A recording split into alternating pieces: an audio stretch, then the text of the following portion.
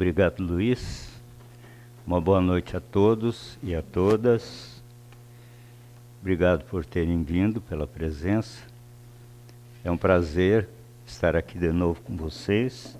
Vou colocar isso aqui mais baixo para ficar mais perto de vocês. Falar de perto.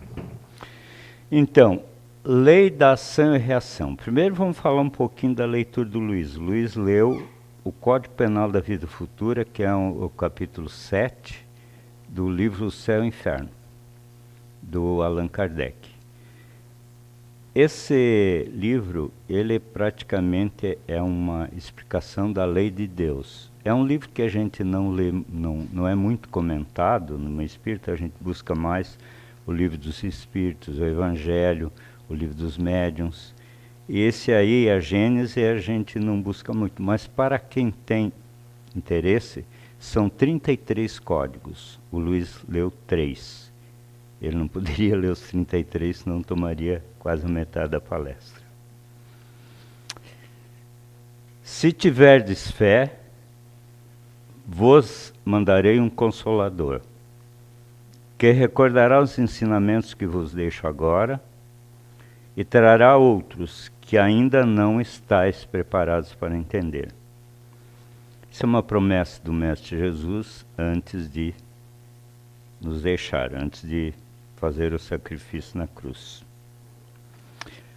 Bom, a gente acredita que o Consolador, para quem é militante da doutrina espírita, seja o movimento espírita, a doutrina espírita. E ele não veio só recordar, resgatar aquilo que Jesus deixou, trazer outros ensinamentos, mas também desconstruir alguns mitos que foram criados na história da humanidade por conveniência das autoridades religiosas ou por interferência de outras autoridades. Eu vou falar um pouquinho desses mitos, primeiro, como eles foram criados, para depois a gente entrar no assunto da palestra propriamente dita. No ano 300, depois de Cristo, até o ano 300, um pouquinho antes do ano 300, os cristãos eram muito perseguidos por dois imperadores, um chamado Diocleciano e outro Galério. E eles perseguiam e matavam os cristãos mesmo. O Diocleciano dividiu o Império Romano em dois impérios, Oriente e Ocidente. O Oriente era comandado pelo imperador Constantino, que tinha como aliado um general romano chamado Licínio, que era muito poderoso e comandava muitas tropas. E o Ocidente era comandado por um outro imperador chamado Maxêncio. O Constantino, vendo que era mais forte do que o Maxêncio, pensou em unificar o império, tendo ele como imperador, lógico, né? Mas para isso ele tinha que lutar e vencer o Maxênio.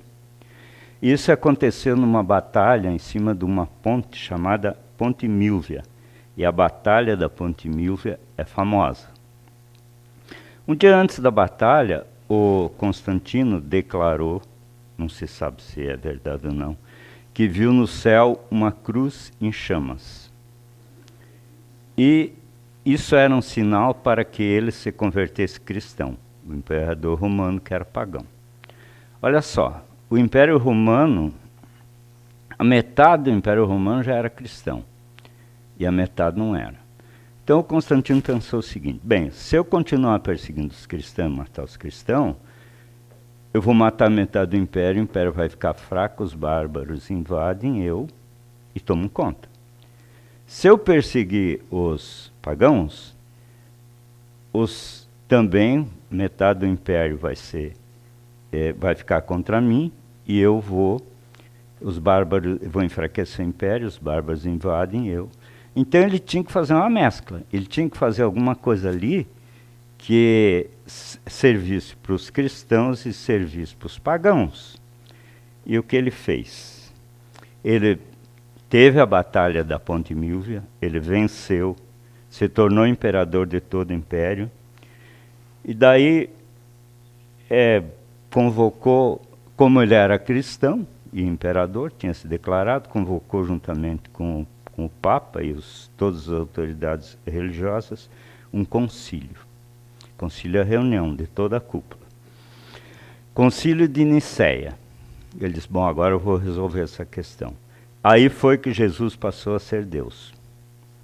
Jesus nunca se apresentou como Deus, sempre como Filho de Deus. As coisas que eu faço, não sou eu quem faz, é o Pai que vive em mim. Eu e o Pai somos um. E sempre se apresentou como Filho de Deus e não como Deus. Mas os romanos, os pagãos, não aceitavam o Filho de Deus como líder religioso. Eles precisavam que fosse Deus. E daí o que ele fez? Os pagãos, as tradições ocultistas, eles tinham a lei do triângulo, que tem o feminino, masculino, tem o filho. Então, diversas coisas assim, eles acreditavam na lei do triângulo. Então, o que ele fez? O Pai, o Filho e o Espírito Santo. Os três são Deus. Então, aí foi que Jesus passou a ser Deus. Olha, eu quero esclarecer que os fatos que eu vou trazer aqui não têm objetivo de denegrir ninguém, nem de desqualificar ensinamento de ninguém. São fatos que podem ser confirmados, tem registro na história, e que tem o único objetivo de esclarecimento. Da onde que surgiram os mitos, que depois a doutrina espírita veio desconstruir. Então, esse foi o primeiro mito. O segundo mito aconteceu por volta de 553, no Concílio de Constantinopla. Constantinopla é hoje onde é Istambul, a cidade da Turquia. O rei Justiniano, o imperador Justiniano, que era nessa época, em 553, ele se casou com uma prostituta oriental, Teodora. E as outras prostitutas vinham exigir a autorização para frequentar as festas, frequentar o reino, faziam exigências, atazanavam a vida dela de tudo que é jeito. E ela pediu para o rei Justiniano ajudá-la, dar um jeito. E ele disse, deixa comigo. E deu. Matou 500 prostitutas. Aí a Teodora conhecia a lei da causa e efeito que existia na doutrina naquela época e ficou muito nervosa, muito preocupada porque tinha adquirido uma dívida espiritual muito grande. Daí o Justiniano disse, deixa comigo, eu dou um jeito. E deu. Daí ele falou com o Papa, convocou um concílio. O Papa não quis. O Papa Virgílio I foi contra. Daí ele prendeu e torturou o Papa. Daí o Papa aceitou. Não tem jeito, né? Prisão e tortura faz aceitar. Daí, nesse concílio, ele mesmo, Justiniano, presidiu o concílio e instituiu algumas coisas. Bom, não tem mais reencarnação. Daqui para frente é juízo final. Vai para o céu, vai para o inferno, vai para o purgatório.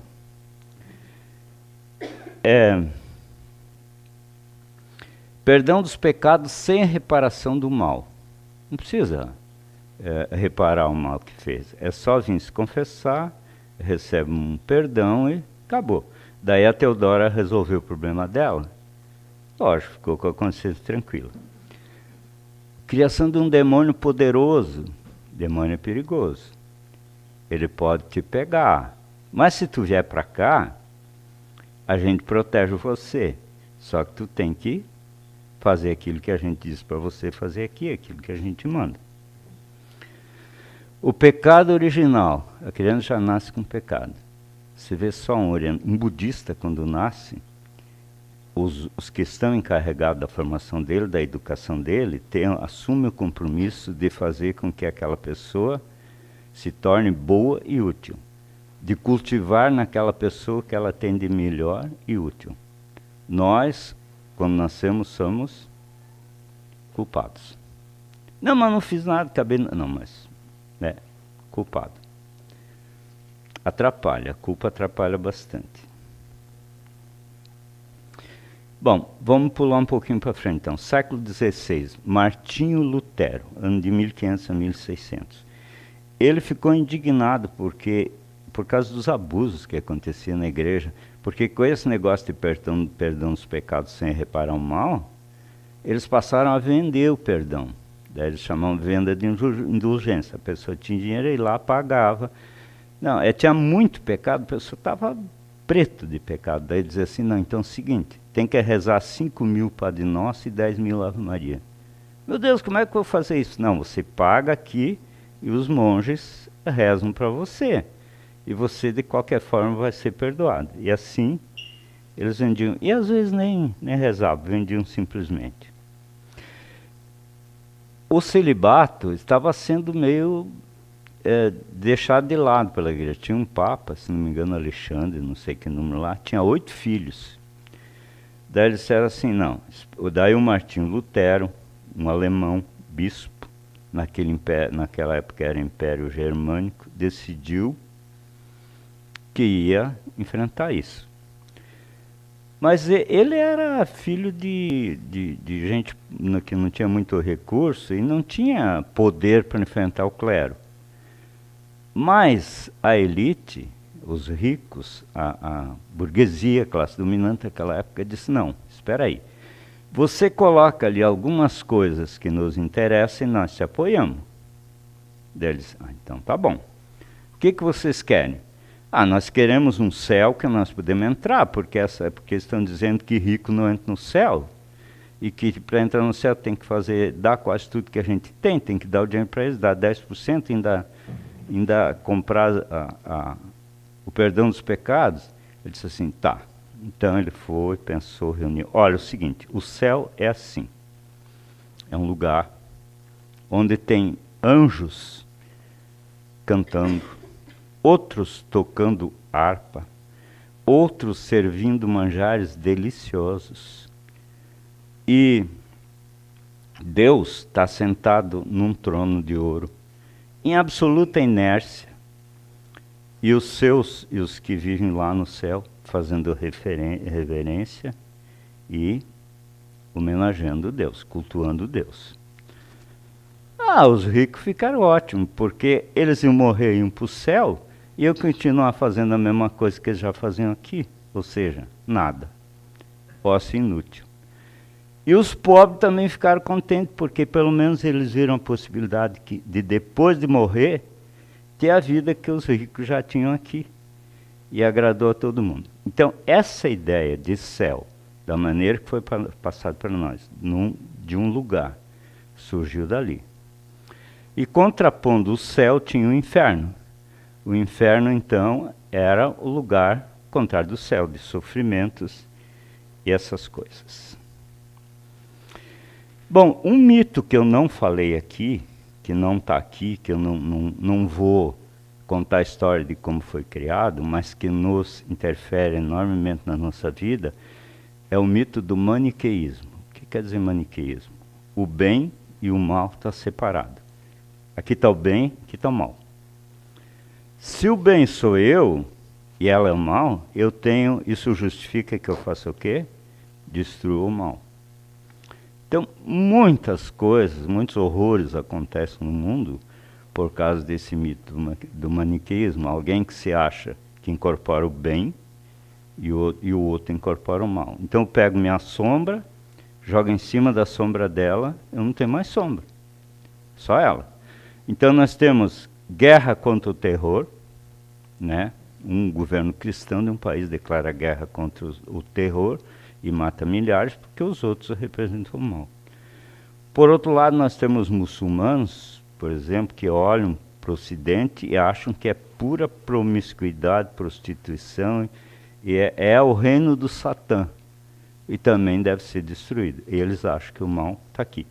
E essa história de uns achar que o mal está no outro, que o outro representa o mal, justifica a destruição, é a causa de muita intolerância e muitos conflitos no mundo. Vamos pular então para 1886, 1856, por aí. Surgiu então a doutrina espírita. A doutrina espírita, vocês viram que ela veio codificada por Allan Kardec, mas com ensinamentos passados pelos espíritos, que para nós espíritas é o consolador prometido pelo Mestre Jesus. E ela veio também para desfazer esses mitos, o mito do inferno, o mito do juízo final, o mito do perdão dos pecados sem a reparação do mal, o mito de que Jesus é Deus. Para nós é um ser evoluído, um espírito que atingiu o máximo de evolução, que vive próximo de Deus, viveu, e nunca se apresentou como Deus. Bom, a doutrina veio desfazer os mitos que assustaram e levaram as pessoas a buscar Deus não por amor, mas por temor, esses mitos que eu estava falando. Eles divulgavam mais o mal do que o bem. O objetivo era assustar em vez de consolar. É aquela história que eu disse, o bem, o demônio existe, é perigoso, pode te pegar, você vem para cá, nós te protegemos, você faz aquilo que nós dissemos para vocês fazer. Tem um livro chamado, um filme chamado O Nome da Rosa, não sei se alguém de vocês já assistiu. Nesse filme tem uma passagem interessante. Um monge, passa num convento isolado, um dos monges acha um livro que ridiculariza o diabo, satiriza o diabo. E ele começa a ler. Um superior pega ele lendo e reprime ele, e pune severamente, inclusive foi morto depois. Daí ele não entendeu, mas por quê? Ele disse assim, não, porque olha o seguinte, se as pessoas começarem a rir do diabo, não acreditarem no diabo, não precisam mais de nós, que nós é que as defendemos do diabo. Então é muito perigoso para nós, para nossa instituição, que as pessoas não acreditem no diabo. Vamos falar de ação e reação? Ação e reação, na verdade, é uma lei física.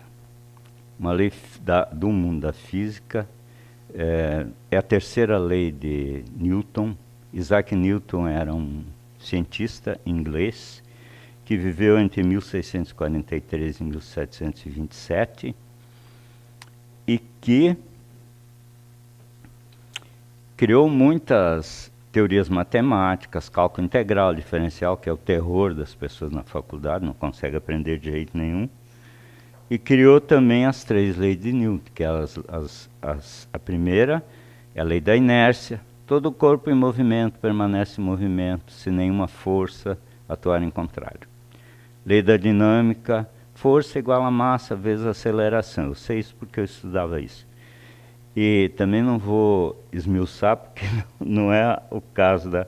E a terceira lei de Newton, que é ação e reação. Para toda ação, acontece uma reação igual em sentido contrário. Se atirar uma bolinha na parede, ela volta.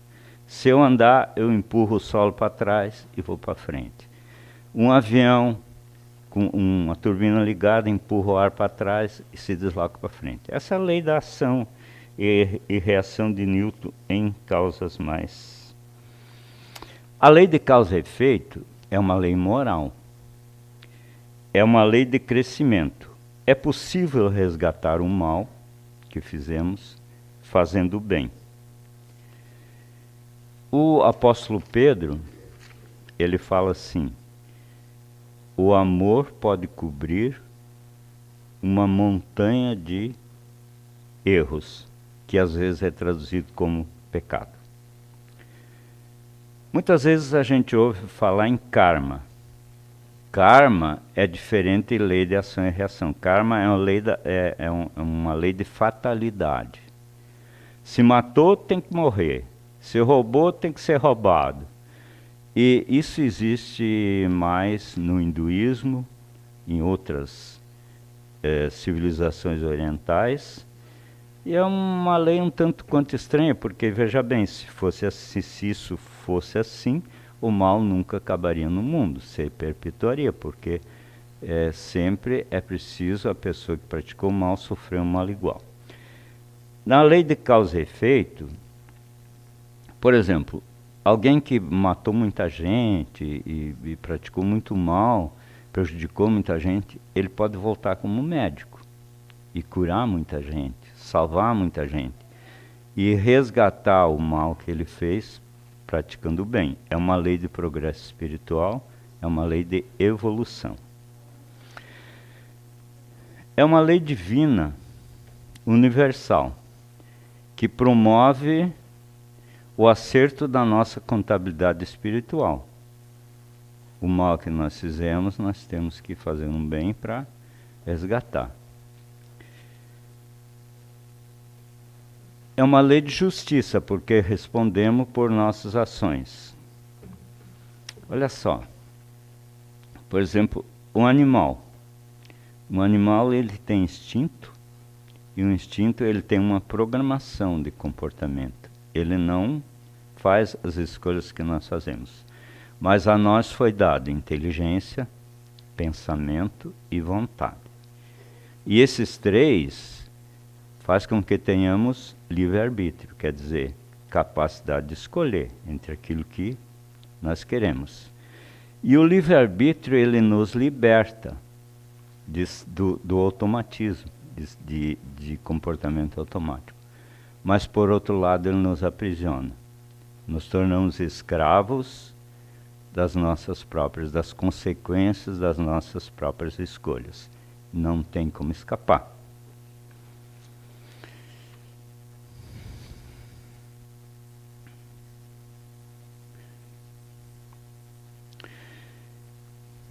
Então, as nossas escolhas, elas determinam o nosso movimento na nossa existência, não só nessa encarnação, na experiência que fizemos agora, mas em toda a trajetória como seres eternos. Vamos ver algumas afirmações sobre a lei da causa e efeito. A cada um segundo suas obras. Quem falou? Mestre Jesus. Aquilo que o homem planta, isto também colherá. Apóstolo Paulo. A semeadura é livre, mas a colheita é obrigatória. Esse eu não lembro quem falou. Tudo nos é permitido, mas nem tudo nos convém. Portanto, não há fatalidade na nossa vida. O que há é colheita proporcional à nossa semeadura.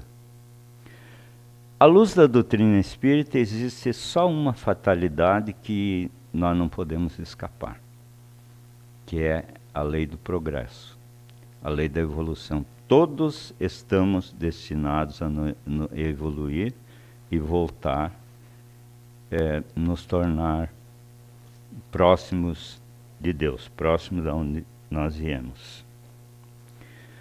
E o céu e o inferno, que nós falamos, como é que fica?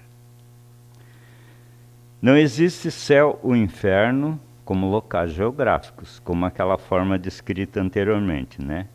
Nem castigo ou prêmio. Existem estágios de existência ou estados de consciência internos. O reino do céu está dentro de vós. Quem falou isso? Mestre Jesus.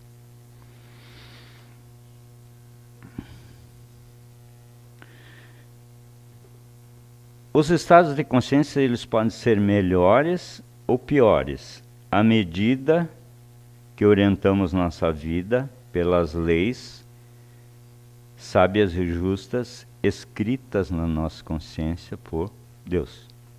Questão de 621 do Livro dos Espíritos. Onde está escrita a lei de Deus? Na consciência do homem. Os Espíritos não dizem que é nos livros sagrados das grandes religiões, dizem que é na nossa consciência.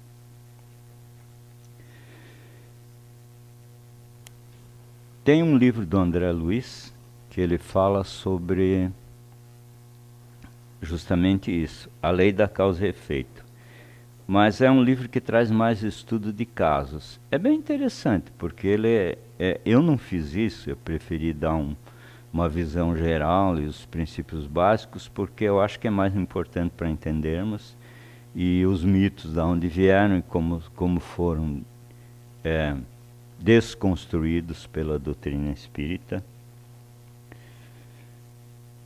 O André Luiz, nesse livro, ele fala assim: com as nossas ações de hoje, podemos estar tecendo asas de liberdade, como também podemos estar confeccionando algemas de prisão para o futuro. Depende do que estamos fazendo.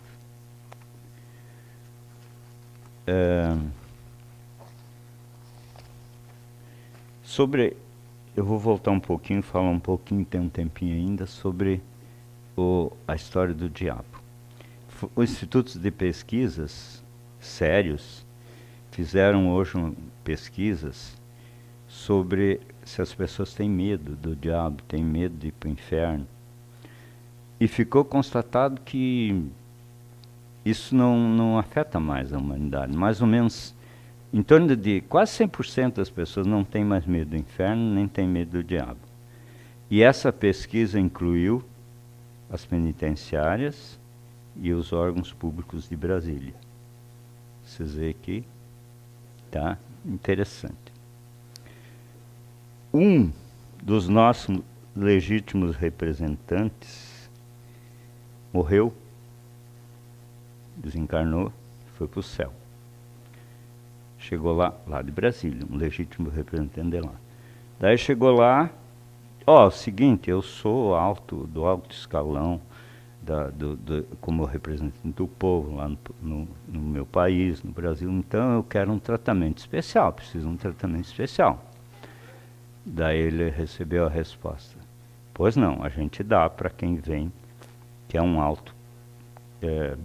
político de alto escalão no país, a gente dá um tratamento especial. Você passa um dia aqui, depois você passa um dia no inferno, depois você escolhe o que você quiser, mas só que depois de escolher não tem volta. Daí ele disse: tá bom, então primeiro você passa um dia aqui. Daí ele achou um tédio total, aquele marasmo ali, não discutia com ninguém, não brigava com ninguém. Tá bom, então teu dia de ir para o inferno. Daí chegou lá, encontrou os companheiros dele, a maior parte lá, começaram a conversar sobre as falcatruas que faziam, sobre tudo, maior animação, mulheres lindas, uísque 12 anos, legítimo, maravilha, beleza, inferno, lindo. Quando voltou, chegou lá em cima, daí disseram para ele: daí, o que você escolheu? Bem, olha, eu escolho ficar no inferno, porque aqui não tem condições, aqui é um marasmo total. Tá bom, então vai. Chegou lá, quando pegou a maçaneta, quente. Quando entrou, terror. Os caras dentro das panelas de enxofre fervendo, todo mundo gritando, se lamentando. Ele disse: quem é o chefe? Chama o chefe aí que eu tenho que fazer uma reclamação aqui. Que bagunça é essa?